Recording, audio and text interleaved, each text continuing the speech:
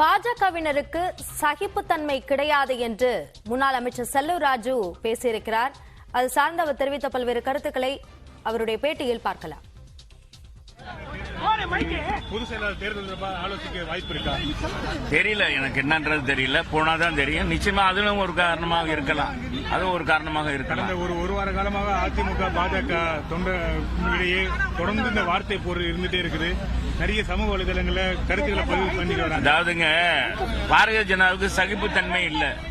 இங்க அண்ணா திராவிட முன்னேற்ற கழகமோ திமுகவிலோ அல்லது பாரதிய ஜனதாவிலோ யார் வேணாலும் இணையலாம். ஜனநாயக நாட்டில் ஒரு கட்சியில இருந்து இன்னொரு கட்சியில மாறுவது இன்னும் சகசம் தான். எங்க கட்சியில இருந்து பாரதிய ஜனதாவில் சேர்க்கும் போது இனிச்சிச்சு, இப்ப அங்கிருந்து இங்க வரும்போது கசக்குதான். அதனால சகிப்புத்தன்மை வேண்டும். முதல்ல பாரதிய ஜனதா கட்சிக்காரங்களுக்கு சகிப்புத்தன்மை வேண்டும். வாய் அடக்கம் தேவை. வாய் கொழுப்போட பேசக்கூடாது. மத்தியில் ஆடுகின்ற திமிரோட பேசக்கூடாது. அதுதான் எங்களுடைய மெசேஜ்.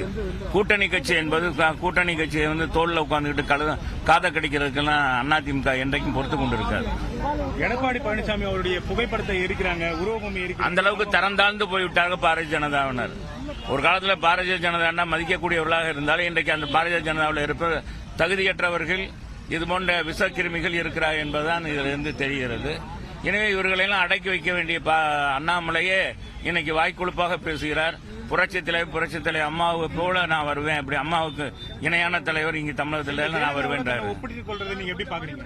நானும் ஜெயலலிதா போல அம்மாவுக்கு இணையாக ஒரு தலைவன் பிறக்கவில்லை. மோடியா லேடியா என்று சொல்லி லேடி தான் தமிழகத்தில் முடிச்சுட்டாங்க. தனித்து நின்று வெற்றி பெற்றவர் அம்மா. அவரை போல எவனாலும் வர முடியாது, எவனாலும் வர முடியாது. ஊருக்குருவி உயர உயர பிறந்தாலும் பறந்தாக முடியாது தம்பி. மத்தியில் ஆளுகின்ற திமிரோடு பாஜகவினர் நடந்து கொள்ளக்கூடாது என்ற காட்டமான விமர்சனத்தை முன்னாள் அமைச்சர் செல்லூர் ராஜு தெரிவித்திருக்கிறார். பாஜகவினர் வாய்க்கொழுப்பை அடக்க வேண்டும் போன்ற பல்வேறு விமர்சனங்களை அவர் முன்வைத்திருக்கிறார். முழு விவரங்களை பின்னர் வரும் செய்திகளில் பார்க்கலாம்.